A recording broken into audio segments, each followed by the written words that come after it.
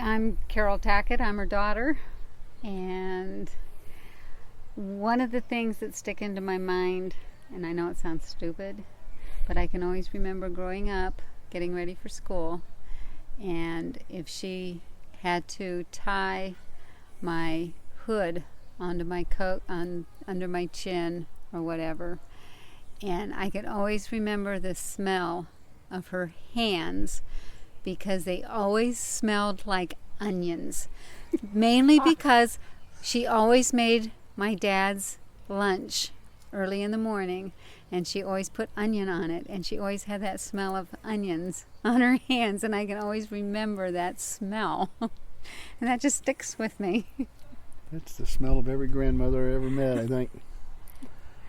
I'm Roger and her son-in-law, Carol's husband. And some of the fondest memories I have of her is when she would go on vacation with us after her husband passed away. And just her sense of humor, getting her down on the beach, and I would be picking on her and picking out guys for her. One old guy I remember had a beard about down to his belly button, wearing a Speedo, and I went over and tried to get her phone number.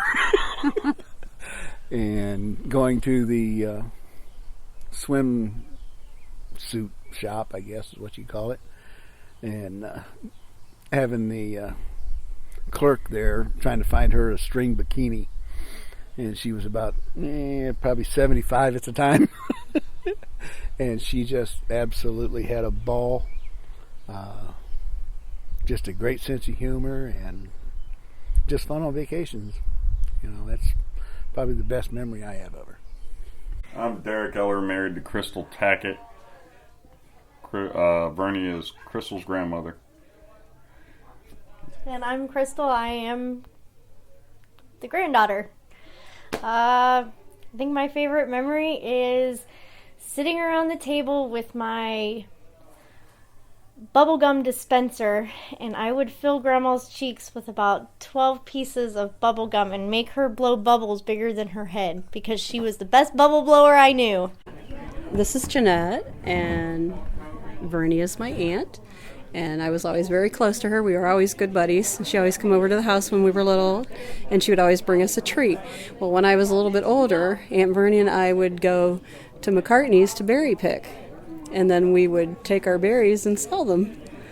So I always went with her, but she always had a parakeet. And whenever we came over to visit, this parakeet would always be resting on her shoulder.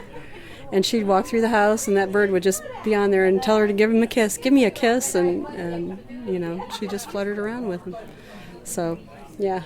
But she always used to come over. She would come over on Saturdays for lunch, and normally it was her and Sandy. And they'd sit and visit for the afternoon, and it was always good times. Okay, I'm Aunt Bernie's niece, Carolyn. I used to spend a lot of time at Aunt Bernie's house with Carol and Sandy. I used to spend the night a lot with the girls. We used to do all kinds of stuff together. I can't come up with a definite story that I remember right now, but I'm sure I will later. But Aunt Bernie was always cool. She was a tomboy. She played baseball. We used to go watch her baseball games. They baked everything, which was good, but you had the hostess ho-hos and all that stuff there when Aunt Bernie took Mom to those places. Or they picked strawberries, we'd have fresh strawberries. And Aunt Bernie was a sweet person. She's always laughing and telling jokes, and just good to have around, good to have her. And she was out at our house all the time. Well, I'm known as Rosie. I'm the youngest of Paul and Francis, and Aunt Vernie, it's so funny I can remember it just like it was yesterday. I would get off the school bus from kindergarten, and she was waiting there at the house, and she always had a little figurine for me, and I cannot remember the names of them, but every time she came, I looked forward to the figurines, and then I would have sugar bread for my snack that she would help me make my sugar bread lunch, and then we'd go into the living room, and we had this cardboard map of the United States. So if I don't know my states and my capitals, it was because of Aunt Vernie. She taught me every state and every capital, and I remember it just like it was yesterday. And she's always inspired me because I was a little bit more on the athletic side. So I remember going to the ball field and watching her play softball, and that was my Aunt Vernie. She was out there on the field just, swinging the bat and running the bases just as good as any guy could do, and that inspired me all my life. It's awesome. 90 years. I'm Paul Slota Jr., not really Jr., but Paul. I'm a nephew, but better than that, I'm the godson. So I got special treatment. When I was probably 11, 12, 13 years old, we were there a lot. We were at Aunt Vernie's house all the time growing up. Mom would have to have surgeries and that, and there was 5 of us kids. Some of us would have to go with my grandmother. A couple of us would go with Aunt Vernie. Usually me and Jeanette went with Aunt Vernie. I was an altar boy. And my mom didn't drive. So I would have to get up at like 5 o'clock in the morning and eat breakfast and wait for Dad to get ready to go to work. And then I was taken over to Aunt Vernie's and dropped off, and they were still in bed.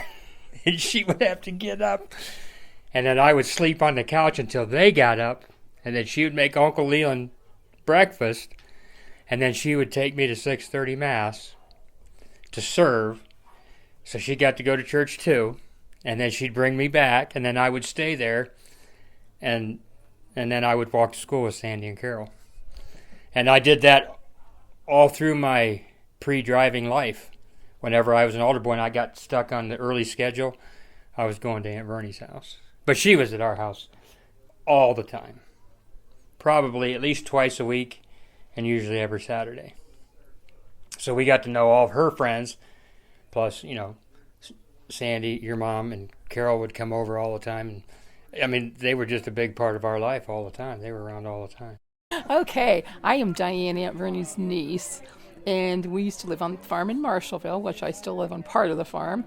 And when we were little, our fun thing when Aunt Vernie used to visit, she used to do cartwheels for Janet and me and Joanne, and we just loved it. She'd say, "Let me do a cartwheel," and we'd watch her in amazement. We thought that was so cool. Then she'd play catch with us, and she'd tell us all about her baseball games. Then she would tell stories about her and Mom on their bicycles and how they fell off and working in the garden. And it was just good times listening to both of them, reminiscing and going over their childhoods. It was just wonderful. And I love Aunt Vernie. She's a great aunt. So happy birthday, Aunt Vernie. Love you. This is Janet Johns, and Aunt Vernie's my aunt. My mom is her sister, Rita. And when I think about being a little girl, and my sister Diane went before me, and she might have given this story already, but Aunt Vernie would always come out, and we were always laughing with her stories because she played ball on a ball team, and we would have to hear all about all her ball friends and how good she was. And I know she was good because we actually went and saw her play before, and we were like, oh my gosh, this is so funny. And she could come out and she would be in our yard and she'd be turning cartwheels all over the yard. And she'd say, "I can do a cartwheel." And then my mom would say, "I can do a cartwheel." They both would do cartwheels. And I'm telling you, this had to have been when they were probably 40. And they still could turn cartwheels. Those two girls were in the best of shape. Then it got funny later in life when my mom was ailing and we needed somebody to take care of my mom, just to be in the house with her 24/7. Otherwise, we would have to put her in a nursing home. So I would pick Aunt Vernie up on Wednesday evening at 6. Always get their favorite foods. They wanted junk food. They wanted Sam's Pizza from Marshallville and Philly steak sandwiches and wings. So I made sure as I went through Marshallville, I had my called-in order ready for her. And I would take them back. So nobody had to cook. I would bake something, have it there for them. So for a full day till she went back to her house at 6 o'clock, she would be with Mom, and they would get to talk about when they were little and all that. And I think in the beginning, I thought it was good for both of them. There were times when my mom, being restricted to the wheelchair, I think she was like, "Oh my, Vernie's mowing and Vernie's trimming her hedges. These are all the things I want to do." But other than that, it was just wonderful time in their old age for both of them. So I was glad that I thought about it. But then, of course, Aunt Vernie, she told me, she said, "Now when May comes," because this was just fall through till May. And she said, when May comes, I have to mow yard and I have things to trim and I'm not going to be able to be with Rita, but I tend to everything at my house and I got to do this. I'm like, I know, Aunt Vernie, I'm not keeping you past April. But she was always a hard worker and always had birds, and we never ever had a bird. We lived on a farm, had every other animal, but no birds. So we got a big hoot out of all the stories she would tell us about her bird got loose in the house, ended up in the frying pan oil, things like that. She had to clean it up, all the words that her bird knew, and we would get the biggest kick out of it.